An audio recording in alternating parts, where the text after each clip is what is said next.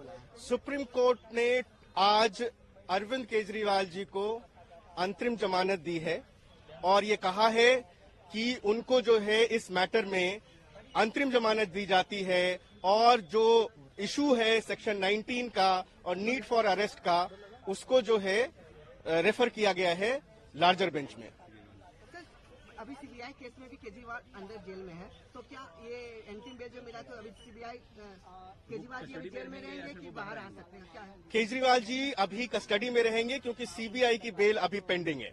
Sir, can you explain in English about this? The CBI bail is still pending, so until or unless he was granted bail in that, he will remain in custody till that time. So, आप इस judgement को किस प्रकार से देखते हैं? This is a victory. This is a great judgment, and it is a very historical judgment. Back, the Supreme Court, Honorable Supreme Court bench has pronounced its judgment. We obviously don't have a copy of the detailed judgment yet, which will be uploaded in the course of the day. I am just giving a briefing based on what the court observed during the oral reading out of parts of the judgment. The court has examined aspects of Section 19 of requirement of arrest under the PMLA.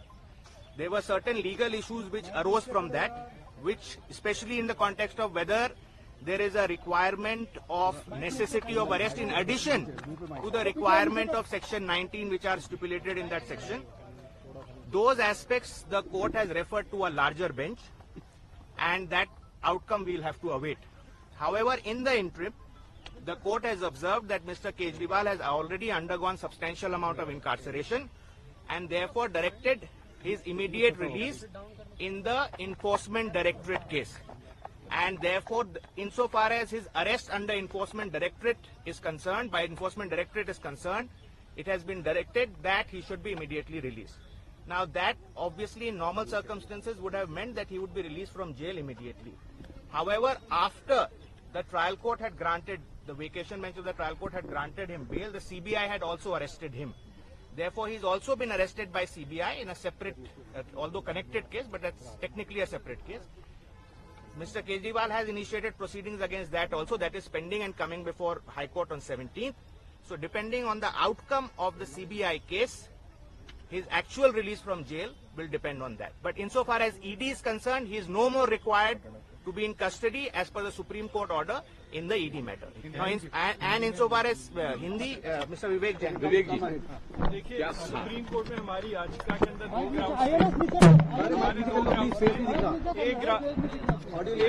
एक ground था merit के ऊपर कि on the merits it is not required to be arrested. दूसरा था ground की necessity क्या है अरेस्ट की, जरूरत क्या है अरेस्ट की।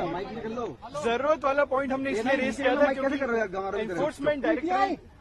इन्फोर्समेंट डायरेक्टरेट के पास एविडेंस बहुत पहले से थे, इसलिए हमने एक क्वेश्चन रेज किया था कि नेसेसिटी ऑफ अरेस्ट की जरूरत कहां से आ गई जब आपके पास एविडेंस बहुत पहले से थे। सुप्रीम कोर्ट ने हमारी याचिका पे ये क्वेश्चन कंसीडर किया है कि हाँ, necessity of arrest should have been considered. IO को कंसीडर करना चाहिए था कि जरूरत है या नहीं है अरेस्ट करने की, और इसी पॉइंट के ऊपर सुप्रीम कोर्ट ने नेसेसिटी ऑफ अरेस्ट के ऊपर की जरूरत थी या नहीं थी, आईओ ने अपनी जो उनका डिस्क्रेशन है सही तरीके से एक्सरसाइज किया है या नहीं किया है, ये सोचते हुए कि जरूरत है या नहीं है, इस क्वेश्चन को उन्होंने लार्जर बेंच के ऊपर रेफर कर दिया है। लार्जर बेंच इसके पैरामीटर्स निकालेगी कि भाई नेसेसिटी ऑफ अरेस्ट का क्या मतलब है और आईओ को क्या क्या सोच के और जरूरत है अरेस्ट की या नहीं है, इसके ऊपर देखकर ही अरेस्ट करना है। अब क्योंकि मामला अब लार्जर बेंच में लंबित हो गया है, इसलिए सुप्रीम कोर्ट ने कहा है क्योंकि बहुत देर से अनसाइड है, 21 मार्च से वो अंदर है, इसलिए पीएमएलए वाले मैटर के अंदर उन्हें इंतरिम जमानत दी जाती है और पीएमएलए वाले मैटर के अंदर अब अरविंद केजरीवाल को बेल मिलेगी।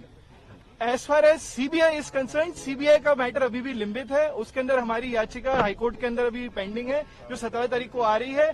उस पर डिपेंड करेगा कि वो एक्चुअल में केजरीवाल साहब बाहर आएंगे या नहीं आएंगे।